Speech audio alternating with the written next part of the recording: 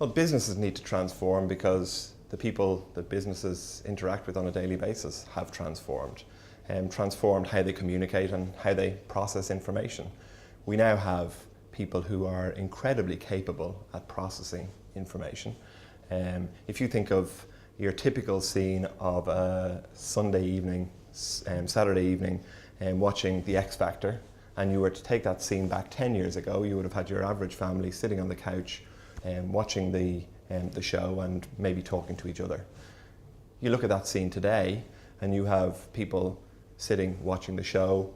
Invariably they will be texting their friends, will probably be online in some shape or form, either through their smartphone or through their laptop, and they'll be on Twitter, Facebook and other chat sites, and processing information from 6 or 7 different sources and contributing back through to 3 or 4 different sources.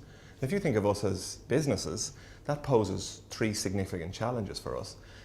These are people who we need to sell to, and we need to sell to them in a way that they want to be sold to. These are people we need to serve, and we need to serve them in the way and through the media that they want to be served. And we're going to employ these people who have these incredible capabilities, and we need to be able to bring them into our organizations and make the best use of the skills and capabilities they bring to us. So that's why we as businesses have to transform. Our customers and our employees have transformed. Well, if you think about the challenges that our customers face in the difficult environment, first and foremost is getting a cost base under control, and that is certainly a challenge. Secondly is, how do you prepare yourself for when things get better? And things will certainly get better. Just as certainly as they were going to decline at some point, they will certainly get better again. Many of the challenges that companies have is driving innovation in their organization and releasing the potential of the people that they have employed within their organizations. These are people with incredible new capabilities to both communicate and process information.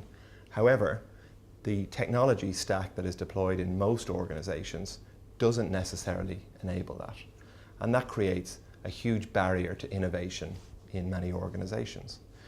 Now, if you think about that technology stack, one of the biggest challenges that companies have is what I would describe as the technology Tower of Babel. So you have your customers who interact with your company, typically through applications that you deploy, which sits on top of an infrastructure, which sits on top of a network. Now, within your own organization and within the industry, typically the people who talk in application language talk a different language to the people who talk infrastructure language, who talk a different language again to the people who talk network language. That is a massive challenge to move that organization forward when you consider the transformation that's going to have to take place in that technology stack. We at BT are uniquely positioned because we have the heritage and history in the network layer. We have built over many years the heritage and capability at the infrastructure layer and have the awareness and understanding of the application layer. So we can truly help organizations who need to transform their ICT environments to a transformed ICT platform. The current environment is a huge challenge for our customers.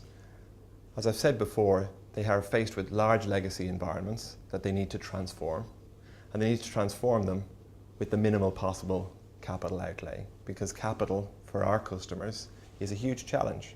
So they look for companies like BT to enhance what we do for them. So not just to provide them with technology solutions, not just to come in and sell them technology that they then implement themselves and run themselves.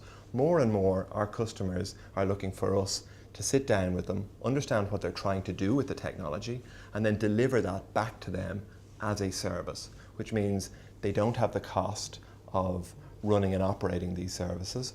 They don't have the initial capital outlay, which is a hugely important asset within the business, and they get a service that's delivered to a service level, predictably, that does what they want it to do. BT has a set of unique capabilities.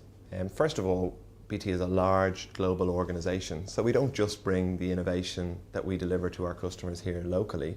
We're tapped into a global innovation engine that spends over £1 billion a year on innovation, and we give that benefit to our customers here in Ireland. Secondly, we're fortunate enough to be able to be investing through a downturn. We have invested over the last number of years, and we will continue to invest into the future, and we think that investment will bring benefit to our customers. And finally, the challenges that our customers face require them to understand technology at all different levels, from the network layer right up to the application layer.